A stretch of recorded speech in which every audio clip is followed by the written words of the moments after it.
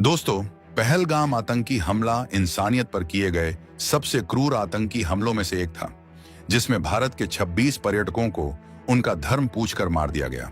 जिसके जवाब में भारत ने ऑपरेशन सिंदूर शुरू किया था, जिसमें पाकिस्तान में स्थिति कम से कम 9 आतंकी ठिकानों पर भारत ने एयर स्ट्राइक किए। लेकिन इन सब के बीच में कैसे अमेरिका ने भारत को धोखा दिया है। साथ ही चीन, जो हमेशा से पाकिस्तान का पक्ष लेता रहा है, उसने भी इस जंग में पाकिस्तान का खूब साथ दिया। लेकिन अब भारत की जवाबी कार्रवाई से चीन भी बौखला गया है और चीन अब पाक संग नए प्रोजेक्ट में तेजी ला रहा है। जबकि हाल की सबसे बड़ी खबर यह है कि अमेरिका ने भारत के 15 जहाज वापस भेज दिए हैं। लेकिन क्यों, आइए समझते हैं ये सब डिटेल में। लेकिन उससे पहले इस वीडियो को लाइक करके चैनल को सब्सक्राइब जरूर कर लीजिए, क्योंकि यह आपके लिए सिर्फ 1 ही सेकंड का काम है, लेकिन इससे हमारी काफी बड़ी मदद होती है। सबसे पहले आपको बता दें, भारत ने स्टेट स्पॉन्सर आतंकवाद को देखते हुए पाकिस्तान के साथ सिंधु जल समझौता रद्द किया था, जिसके बाद पाकिस्तान में पानी को लेकर भारी अस्थिरता पैदा हो गई है। लेकिन इस बीच उसके दोस्त चीन ने कहा है कि वो खैबर पख्तूनख्वा प्रांत में बनाए जा रहे एक बांध को जल्द से जल्द पूरा करने जा रहा है, जो कि स्वात नदी पर मोहम्मद हाइड्रो पावर प्रोजेक्ट के लिए बनाया जा रहा है। और देखा जाए तो चीन की सरकारी company China energy engineering corporation 2019 से खैबर पख्तूनख्वा प्रांत में मोहम्मद हाइड्रो पावर प्रोजेक्ट पर काम कर रही है और यहां पर इस प्रोजेक्ट को अगले साल पूरा किया जाना था।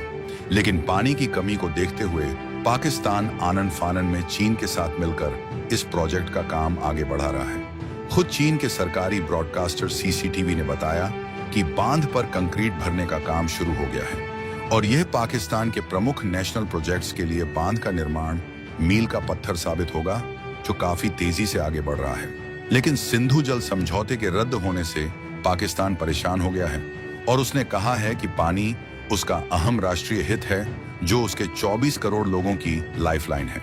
और यहाँ पर सिंधु जल समझौते के रद्द होने के बाद पाकिस्तान आए दिन शिकायत कर रहा था कि भारत की तरफ से अचानक पानी छोड़ने की वजह से उसके यहाँ बाढ़ आ जा रही है। हालांकि भारत ने इन आरोपों से इनकार किया है। लेकिन यदि भारत ज्यादा मात्रा में पानी छोड़ देता है तो पाकिस्तान के प्रांतों में बाढ़ आ सकती है और उसकी कृषि को गंभीर रूप से इफेक्ट पड़ेगा। लेकिन पहलगाम हमले के जवाब में जिस तरह भारत कार्रवाई कर रहा था, उसका पाकिस्तान के पास कोई जवाब नहीं था और पाकिस्तान हारने पर मजबूर हो गया था। लेकिन इसी बीच अमेरिका द्वारा दोनों देशों के बीच सीज फायर का ऐलान करवा दिया जाता है।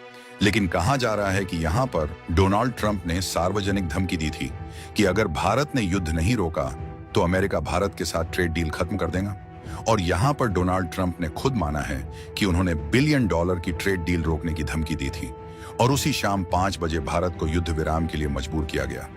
लेकिन देखा जाए तो ट्रंप ने ऐसा करके न सिर्फ पाकिस्तान को उसके कार्यों के परिणामों से बचाया, बल्कि अमेरिका भारत रणनीतिक विश्वास की नींव को भी नुकसान पहुंचाया है। लेकिन हाल की बड़ी खबर यह है कि भारत से अमेरिका भेजे गए आमों की मिठास इस बार अमेरिकी बाजार तक नहीं पहुंच पाई।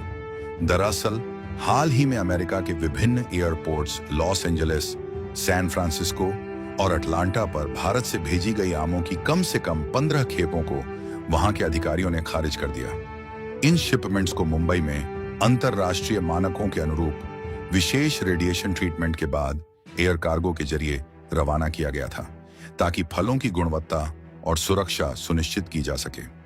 लेकिन अमेरिकी अधिकारियों ने दस्तावेजों में पाई गई खामियों के चलते इन आमों को स्वीकार करने से इनकार कर दिया और इस घटना ने न केवल भारतीय आम एक्सपोर्टर को बड़ा झटका दिया है, बल्कि यह वैश्विक व्यापार में कागजी प्रक्रियाओं की अहमियत को भी उजागर करता है। लेकिन गौर करने वाली बात यह है कि 8 और 9 मई को नवी मुंबई के वाशी स्थित उच्च तकनीकी सुविधा केंद्र में इन आमों को अमेरिकी कृषि विभाग USDA की निगरानी में रेडिएशन ट्रीटमेंट दिया गया था, जहां यह ट्रीटमेंट कीटों को नष्ट करने और आमों की शेल्फ लाइफ बढ़ाने के लिए एक अनिवार्य प्रक्रिया है, जिसे अंतर्राष्ट्रीय मानकों के तहत पूरा किया गया।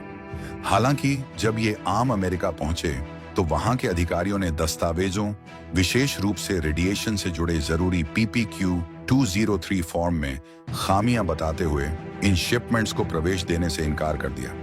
बात करें इस प्रमाण पत्र की, तो यह एक जरूरी प्रमाण पत्र होता है जिसे अमेरिकी अधिकारी ही भारत में जारी करते हैं। ऐसे में एक्सपोर्टर्स का कहना है कि यह गलती उनकी नहीं, बल्कि नवी मुंबई में मौजूद रेडिएशन सेंटर की है। लेकिन गलती किसी की भी हो, फिलहाल अमेरिका ने इसे लेने से मना कर दिया, जहां इस गलती की वजह से इन शिपमेंट्स को या तो भारत वापस भेजने या नष्ट करने का विकल्प दिया गया था। लेकिन आम की जल्दी खराब हो जाने वाली प्रकृति और रिवर्स ट्रांसपोर्ट की लागत के चलते एक्सपोर्टर ने इन आमों को नष्ट करना ही बेहतर समझा, जिससे करीब $5 लाख के नुकसान का अनुमान है। जबकि हाल ही में भारत के लिए एक अच्छी खबर सामने आई है, क्योंकि भारत अब रक्षा क्षेत्र में एक नया इतिहास रचने की दहलीज पर खड़ा है, जहां रक्षा अनुसंधान और विकास संगठन यानी DRDO जल्द ही एक स्वदेशी हाइपरसोनिक मिसाइल लॉन्च करने की तैयारी कर रहा है, जो विश्व की सबसे तेज और घातक मिसाइलों में से एक होगी। इस मिसाइल की गति मैक 5 यानी कि लगभग 6120 किलोमीटर प्रति घंटा होगी, जो भारत को वैश्विक सैन्य शक्ति के रूप में एक नई ऊंचाई प्रदान करेगी। DRDO के वरिष्ठ वैज्ञानिक और ब्रह्मोस एयरोस्पेस के पूर्व CEO डॉ. सुधीर कुमार मिश्रा ने हाल ही में इसकी पुष्टि की है, जहां उनके अनुसार कुछ हफ्ते पहले हाइपरसोनिक इंजन का सफल परीक्षण किया गया और जल्द ही इसे सबके सामने लाया जाएगा। लेकिन हाल ही में कुछ दिन पहले बलूचिस्तान में वहां की आजादी की लड़ाई लड़ रहे बलोच नेताओं ने आजादी की घोषणा की है, जिसके साथ ही वहां का झंडा और देश के लिए जरूरी कई चीजें जारी की। और इसके बाद बलूचिस्तान के नेताओं ने भारत और संयुक्त राष्ट्र संघ से उन्हें एक देश के रूप में मान्यता देने की मांग भी की थी। पर सवाल यह है, क्या भारत उसे एक अलग देश के रूप में मान्यता दे सकता है? तो भारत सैद्धांतिक रूप से किसी क्षेत्र को स्वतंत्र देश के रूप में मान्यता दे सकता है, जैसा कि उसने 1971 में बांग्लादेश के मामले में किया था। हालांकि बलूचिस्तान के मामले में ये इतना आसान नहीं है, इसलिए भारत ने इस मुद्दे पर अब तक कोई आधिकारिक बयान नहीं दिया है। लेकिन इस देश को आजादी दिलाने के लिए कई अड़चनें हैं, जिसमें अंतर्राष्ट्रीय कानून और संप्रभुता, अंतर्राष्ट्रीय समर्थन की कमी, संबंधों पर प्रभाव, भारत की कूटनीतिक स्थिति और क्षेत्रीय स्थिरता शामिल है। ऐसे में देखना यह होगा, क्या भारत केवल पाकिस्तान को कमजोर करने के लिए ऐसा कदम उठाएगा या बलूचिस्तान के लोगों के हित में कुछ फैसला ले सकता है? वैसे इस मुद्दे पर आपकी राय क्या है? नीचे कमेंट में जरूर बताएं। साथ ही इस वीडियो को लाइक करके अपने खास मित्रों के साथ शेयर करें, ताकि उन्हें भी यह महत्वपूर्ण जानकारी मिल सके। और इसी तरह की और भी इंफॉर्मेटिव वीडियो पाने के लिए चैनल को सब्सक्राइब अवश्य करें। जय हिंद, जय भारत।